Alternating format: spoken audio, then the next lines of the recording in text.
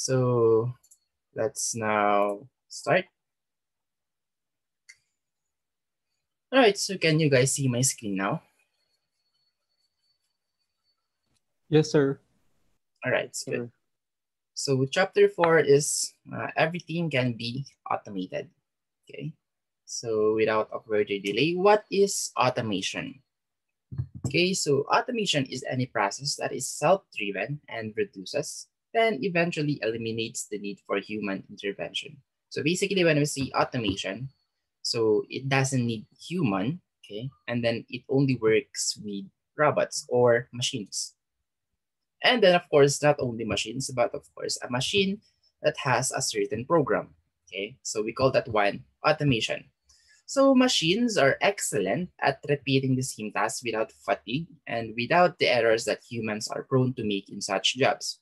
Because as we all know, humans tends to commit errors since even though we are so focused, but we cannot focus 24/7.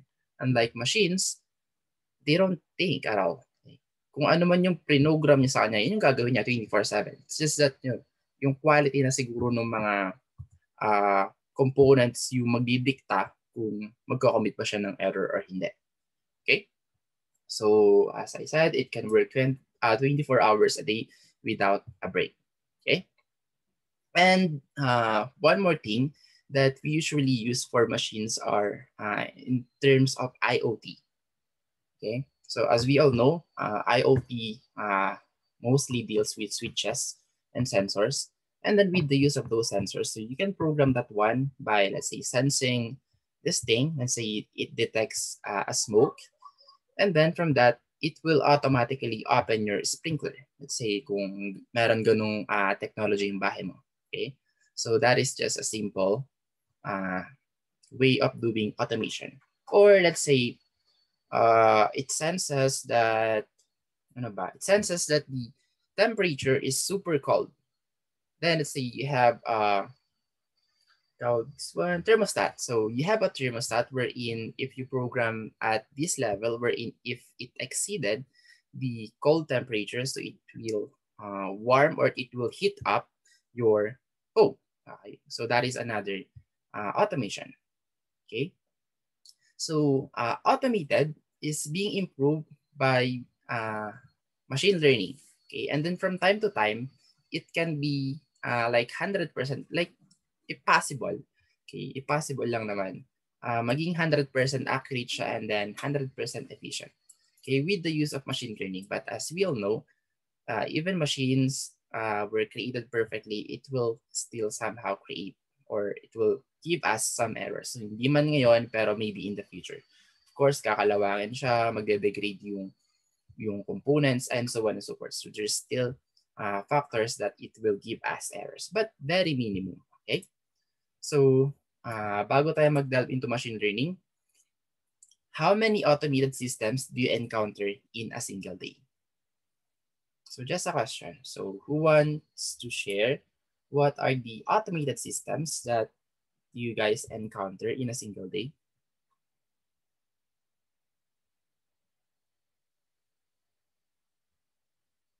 Wala?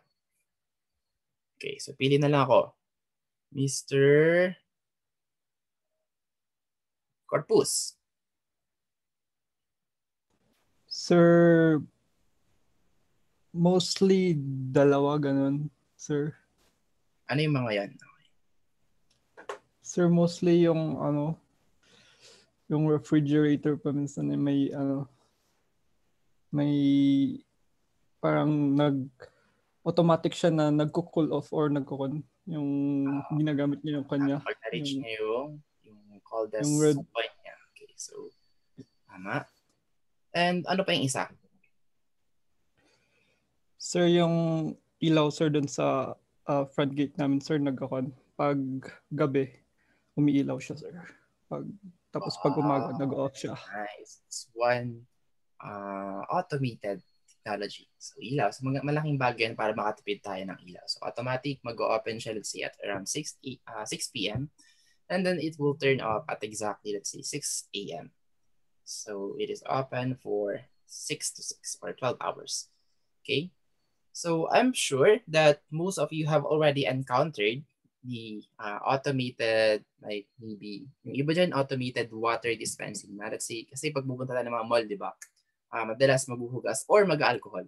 So mostly yung mga yan is automated na. So itapat mo lang yung kamay mo, okay. So masisense na kaagad yun. So again, sensor ulit yun. Pag na-sense ulit na nandun na yung kamay mo, then it will sprinkle some alcohol or a water.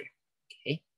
So even before, one good automatic sensor is yung dryer, hand dryer. So you don't need to click anything. So just put your hands below that hand dryer and then it will automatically blow some heat or hot air. Okay.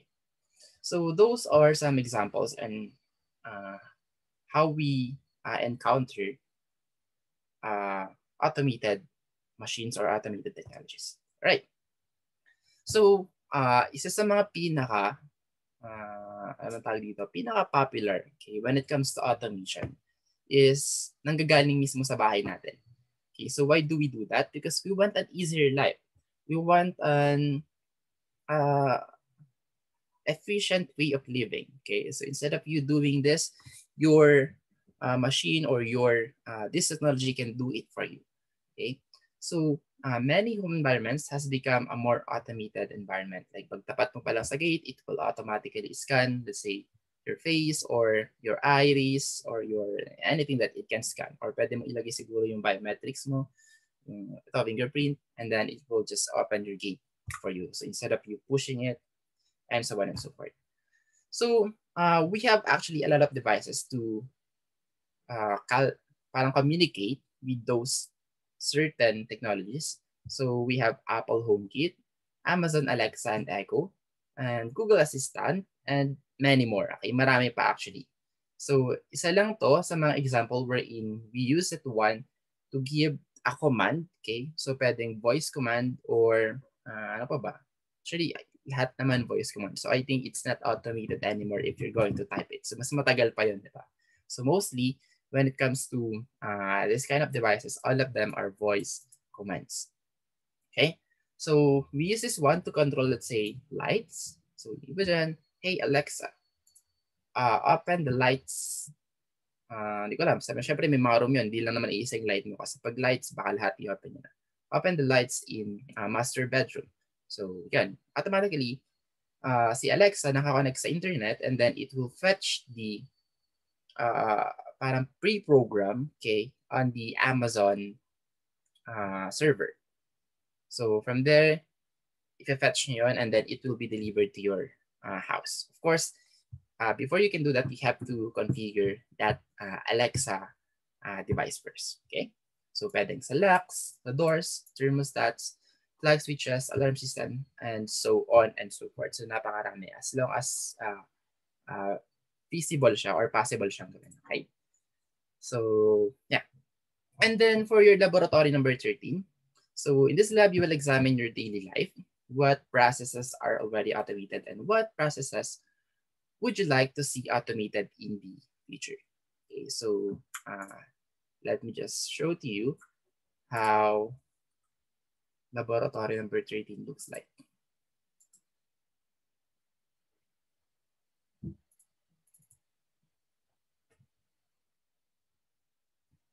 So in this lab, your objectives is to imagine daily activities that would make your life easier and if they were automated, okay? Backgrounds or scenarios, so many activities perform daily, redundant, and have the potential of being automated with advances in technology. So use your imagination or search videos to help you think of activities that could be made more useful if they contain intelligent sensors. So requirement, of course, wala. Ang kailangan mo lang naman is, your brain to think of something. And then, of course, your eyes and then your senses to see what are the activities that you're doing and every day. So step 1 is activities to automate. So think about your day in your home. So hindi tayo pare-parehas. So yung iba dyan, nakatira sa malaki, nakatira sa maliit, nakatira sa mayaman, nakatira sa hindi gaano, and so on and so forth. So dapat pagkakaiba kayo ng sagot. Okay? So this is your own answer, your own opinion. Okay, huwag kayo magsa-search kung ano ba yung mga possible na ganito, ganyan. So, ilagay nyo lang kung anong meron sa inyo. Okay? So, wala namang maling sagot dito. Okay? This is your own answer. So, ito yung nangyari sa inyo. Okay? So, are there any activities that you think would save you time if they were automated?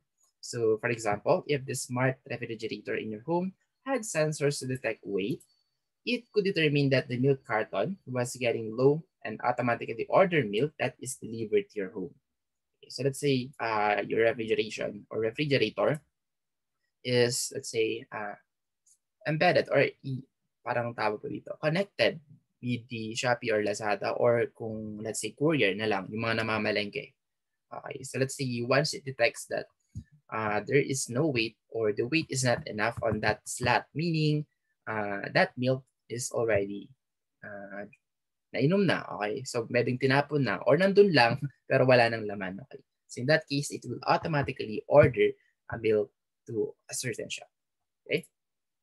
So, use the table below to list at least 5 activities and how each particular activity could be automated. So, if you use any videos to spark ideas for automation, so pwede rin naman to pag may nahanap kayo which is super similar with your, let's say, hindi mo isip kung ano ba yung mga pwede mong gawin dun sa, let's say, sa refrigerator mo, sa TV mo, sa electric fan, and so on and so forth. So, pwede kang mag-search na sa tingin mo is makakatulong sa'yo. And then, let's say you found a brilliant idea, okay, that will help you to give you an idea for automation. So, you can use that one also. But, of course, you have to put the citation in here, okay? Kapag nag-search kayo. Pero kapag hindi naman, then it's okay not to put anything in here. Alright, so list the name of the video, URL, blah, blah, blah. So yan, sasabi ko lang, just list the URL that you're going to put. And then, just put here at least 5 activities. So hindi naman siguro kayo makukulangan. Sobrang dami ng activities na lagi yung ginagawa. Wherein, you think that it needs automation. Okay? Na mas mapapabilis yung buhay. Or mas mapapadali. Okay, hindi naman mapapabilis, pero mas mapapadali. So how would the activity be automated? So just elaborate here on each of those activities. Okay, so you can have more, 1, 2, 3, 4, 5, 6. So pwedeng 6, 7, but at least you must put here 5 activities. Okay? And then yung mga URLs kung saan mo kinuha yung idea kung sakaling hindi nanggaling sa'yo. Okay? So yun lang naman. This is a very short laboratory for chapter 4 or module 4. Alright? So are we clear so far regarding with this one? Yes, sir. Yes, sir. Alright, alright. Yes, How about the sir. others? If you have a clarification or question, so ask them as soon as possible so we can discuss it once again. All right, so I think all of you got it perfectly. So let's now go back to the slides. So that's your laboratory number 13, and then your so after that you're going to have a short quiz. Okay, so in here you're just going to identify whether that task is automation or not automation. So just check the canvas later on once we're done with the discussion. Okay. So when things start to think. So this is just another question. Okay. So can things think? Can a device learn from its environment? So without reading the definitions, guys, what do you guys think? Can things think? Ang isang bagay ba ay nakakapag-isip? Say, of course, mostly dalawa lang naman yan. Kapag nag-iisip ka, it's either yung tama or yung mali. Or kung ano yung pinaka-the best or kung ano yung hindi. So, can things think? Can we say that a smart TV will automatically turns off once it detects that itself is overheating? Depends sa program niya, sir. Depends sa program. So, I think nag-gets nyo na yung pinaka-main point or pinaka-main idea. But of course, you should program it properly for that thing to be able to think. Okay? But not really as a human that can think rationally, but a machine that can think Parang programmatically, is there a word like that? So depending on it. Logical. Yes? Sir, logical, ganun. Logic. Pwede rin, logically. Or program. Basta yung according to its program. So parang gano'n. Ano to? The best to function models. Na-detect to na virus sa laptop ko. Anyway, so I'll go into that later on. So meron tayong pinaka-quick example dito wherein, so when you were young, you don't know that, or when we were young, even me, I don't know, that a fire can hurt you. Okay? That it's painful if you touch the fire. Okay? So as we grow up, okay, nalaman na or nasaktan na tayo dahil na paso na tayo, as we grow up, ayaw na nating hawakan yung apoy kasi nga masakit, di ba? And as we look into the picture of the fire, so parang i-imagine natin na pag nandun ka, ang init. Pag nandun ka, mapapasok ka. So in that way, parang nagre-respond na yung katawan natin. Okay? Parang hindi pa tayo lumalapit doon. Hindi pa natin hinahawakan yung apoy. Nasasaktan na tayo. Okay? So in that way, which is very similar with the machine or with the components or with the sensor, yung sensor, wala naman silang pakiramdam, di ba? So hindi sila nasasaktan, hindi sila nakakaramdam, ano bang magiging reaction nila. So in that way, pwede nating ihalin tulad yun sa tao na kung ano yung nararamdaman natin, pwede nating ipasa dun sa robot na yun or dun sa component na yun. Wherein, once it detects that there's a heating part on this area, so let's say pwede mo siyang i-program na magsalita ng aray, sakit, parang ganun. Okay, so depende na sa program mo yun kung paano mo siya papareactan na nasaktan siya. Okay? So in that way, we could say that that robot is now kind of similar with you. Wherein kapag ikaw napasok, pwede rin mapaso yun kasi parang pinogram mo na siya as ganun. Okay. So pwede rin kung gano'n siya ka-sensitive, kung ganito lang ba yung paso na kailangan niya and then mapapaso na siya. So of course, depende yun sa pinogram mo rin. Okay. So whenever a decision or course of action is taken by a device based on outside piece of information, then that device is referred to as smart device. So yung mga tinatawag na natin gano'n, let's say kapag sinabi natin device that it can think, right, or it can make a certain decision. So of course that decision is depending on the program that you put into. So kung ilang program yun yung mga decisions na pwede niyang gawin. Okay, and then we call that one smart device. So many devices that we interact with now have the word smart in their names. Smartphone, kapag nalobat, say 15%, it will remind you. Kapag mag-overheat some, will automatically shut down. Kapag, ano pa ba, yung mga sensor na pwede natin gawin. Pag naalog, yung iba mag-open yung flashlight, and so on and so forth. So this indicates that the device has the ability to alter its behavior depending on its environment. Okay? And also, it should be programmed accordingly on that specific situation. So another question, what smart technology and devices have you interacted with today? So for sure, smartphone. But other than that, anyone who wants to share smart technology or smart devices?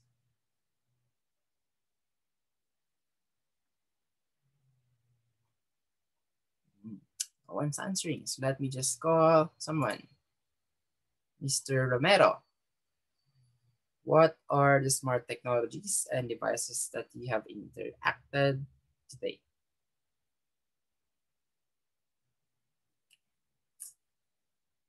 Pag ito si Mr. Sir, smart Romero, technology, sir. Cellphone. Maliban doon.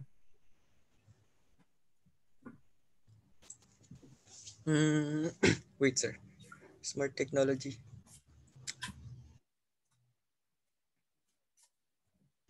No.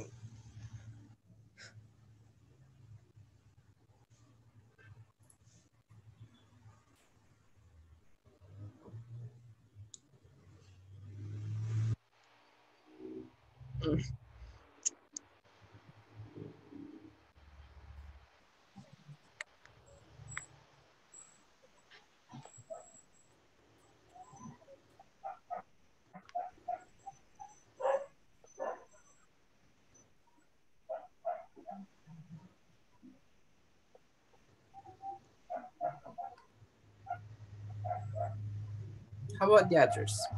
You guys have some answers with you? Smart technology or smart devices that you have interacted with today?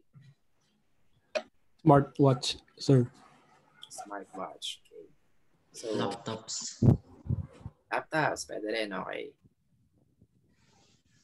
So, we're still waiting for the answer of Mr. Romero. Okay, so nabigyan ka na ng idea? Or nasabi na nila?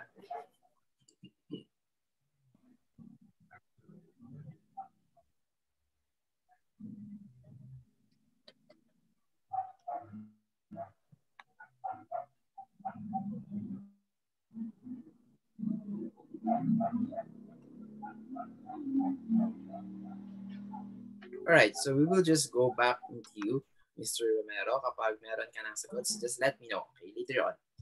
So, yun yung mga example na pwede nating encounter sa pang-araw-araw. Pero of course, that's optional for some. Okay, even me, I don't have a smartwatch. I've never had a smartwatch. Okay, so the only thing that I encountered everything with smart technology is a smartphone, usually, and then a laptop, and then ano pa ba? Actually, yun lang. Okay, wala nang iba kasi hindi naman automated yung ilaw namin, hindi automated yung refrigerator namin. Like, everything is set manually, okay, or with the use of my fingers. But the others, like smartphone and then laptop, is smart technology. All right, so moving on. So we now have here your laboratory number 14. So in here, you're going to explore the smart home. Okay, so in this activity, you will explore the smart home example depending on the application. So some data is best processed goes to its source. So the smart home example takes advantage of fog computing to monitor and act upon the levels of smoke detection. Oh. Right? So we have here the instruction, and then we have here the PKA file, which is already ready-made for you. So you don't need to put those components anymore. So let's just download this one. So control and then left click. Okay, so I already downloaded that one. So nagpapakita doon existing. Anyway, para lang mapakita ko, dinownload natin ulit. Alright, so here's your laboratory number 14. So can you guys see this one? So I hope medyo clear yung iba. Okay. So we have your ISP, your internet, which is connected to the coaxial. And then we have here a splitter wherein pwede siyang magbato sa TV and then pwede rin siya magbato dito sa data mo sa cable modem. And then going to the home gateway and then we'll distribute the internet or the data to the smart fan, to the smartphone, tablet, alarm, or kung ano pa man din yung mga ibang nakakonect dito sa home gateway natin. And then it is also being powered up, okay, by our smart solar panel. So let's say this is your smart battery. So once it detects that it is now maybe on 2-level bar, okay, or let's say 2 bars na lang siya or 1 bar, then it will now, or this smart solar panel will now charge this smart battery. Okay. Then of course, this one is connected with the smart window. So sinusupply niya to, sinusupply niya rin yung smart coffee, and so on and so forth. So yung iba, hindi naman sila nakakonect sa smart devices or smart battery pack. And then we have an additional here. Okay. So we now have a microcontroller, okay, which can control the smart fan, the smart window, smart door, smoke sensor, and so on and so forth. So lahat yan, may mga sensor na nakakonect. So let's say sa smart window, there is a servo motor or anything or any motor that can open and close the window. The same with the smart door, the same with the garage, okay, and so on and so forth. So in here, you're going to explore the smart home, this one, the entire home in here wherein it has many sensors and smart devices.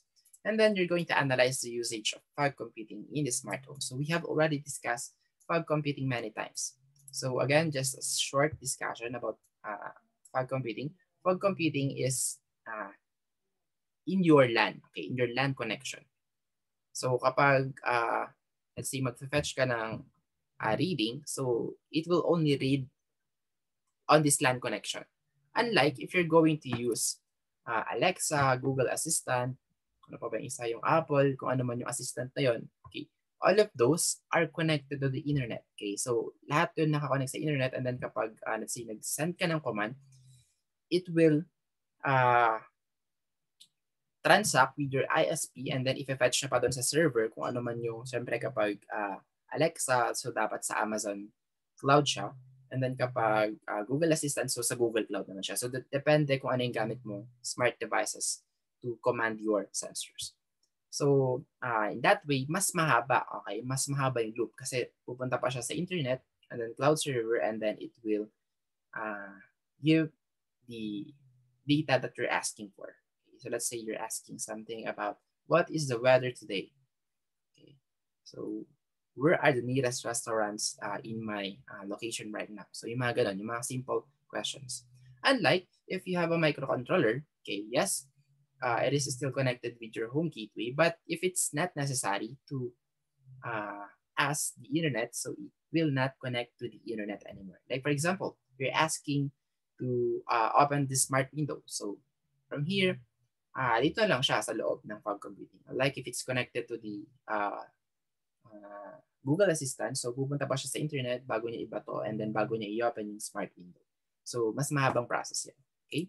So fog computing, make it quicker rather than using the Google Assistant or Alexa or kung ano pa man yung iba. Okay? So background of scenario, in this activity, you will explore the smart home example. This one, depending on the application. So some data is best processed close to its source, just like I mentioned before with the use of microcontroller. And the smart home examples takes advantage of fog computing to monitor and act upon the levels of smoke in the home. So we have here some questions from step 1 to step 2. Okay, step number 1. So it is common for ISPs to deliver data and video over a single coaxial cable. Starting from the attic, a coaxial splitter is used to separate video signal the data signal. So 2 coaxial cables leave the coaxial splitter in topology shown. Which devices does the coaxial cable connect to? So kayo nang bahala dito. So parang i-observe nyo saan ba naka-connect tong splitter natin, saan siya papunta, saan pa siya papunta. So just put it here. Okay? And then the cable modem is the interface between ISPs and network and the home's network. So which device does the cable modem connect to? Or modem connect to? Okay, so sabihin nyo lang kung saan naka-connect yung modem natin. So I think it's very straightforward. And then here is you're going to, just tweak some settings or options wherein it will be able to show to you kung ano ba yung mga naka-connect dito sa home gateway natin. Okay? So yung home gateway natin pwedeng connected via LAN or via Wi-Fi. But of course, since smart connection na tayo, lahat yan is via Bluetooth or maybe via internet connection. So just list all here the devices that is connected to our home gateway. Okay. And then second one is interacting with smart home. So hayaan ko na sa inyo to. So with the use of the tablet or smartphone, so ipapagawa lang siyang ganito ganyan. Anong mangyayari kapag ginawa nyo na siya? So ano yung mati-display? So kayang-kaya nyo nang aalamin yan. Okay? Wala naman sigurong conflict question dito. Well, if ever that there's a complicated question that you can't understand, so feel free to message me anytime. Okay? And then, yan, hanggang dito pala sa part 2. And reflection. So you don't need to answer this one. This is just to reflect the things that you've done from part 1 to part 2. Okay. So parang sagot na to actually. Parang conclusion na to. Alright, so I'll leave the reading part unto you guys. So any questions so far? So far na wala kayong question kasi hindi nyo pa naman natatry. Anyway, any clarification regarding with this one?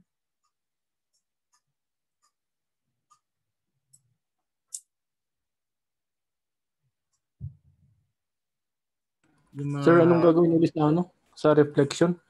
Hindi, naging choppy kasi, sir. Walang gagawin sa reflection. Okay. The only thing that you need to answer in chapter laboratory number 14 is part 1 and part 2. Okay, ito may mga blank lang, sagutan niyo. Yes, sir. Reflection, hindi na kasi parang sinagutan naman na niya. So supposedly parang ano ba yung magiging reflection mo kapag in-on mo yung ganito or ganyan, kapag in-off mo yung ganito ganyan. Pero pagbabasahin nyo to, parang ito na kasi. So, wala kayong gagawin sa part 3. Alright. So, that's it for your laboratory number 14. And then, pahapyaw lang dito sa what is artificial intelligence and machine learning kasi alam nyo na to, okay? Artificial intelligence is the one that we got trying to complete right now in this era, as I'm believing that maybe at the year 3000, puro robots na tayo. Okay, so sobrang bilis naman, who knows, maybe at year 2030 or 2040.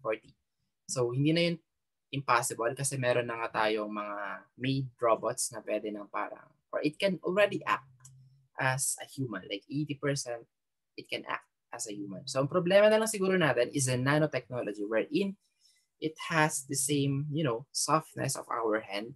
Kasi of course, as we all know, robots has steels. Okay? So paano natin i-embed yung parang, yung ganito kalambot na kamay. Okay, ganito yung muka. So I think sa mukha madali lang, then it can feel something maybe. Pero sa kamay, so of course, it will hold yung mga mabibigat na bagay. So kailangan bakal nasa loob siguro. And then, depende na kung paano nila gagawin yun sa labas. Alright. So when we say AI, it refers to systems that mimic cognitive functions normally associated with human minds. Alright. So AI is like, a complete duplicate or complete version of a human. If possible, mas magaling pa sa human. Okay. Pero wala pa tayong ganun. Okay, maybe soon in the future. That it can learn, of course, and it can solve some problems. And then for machine learning, so ito na yung gumagamit ng AI. Okay? So when we see machine learning, it is now the robot that will be using the AI that it gathered. Okay? And then gagawin niya kung ano man yung natutunan niya. Okay? So depending on its program. Alright, so we will stop here for now and then we will just continue the rest on the part 2. Okay, since I think 20 seconds na lang tayo. Alright, so goodbye for now and then see you after 5 to 7 minutes. Sige, sir. Bye-bye. Bye, sir. Goodbye.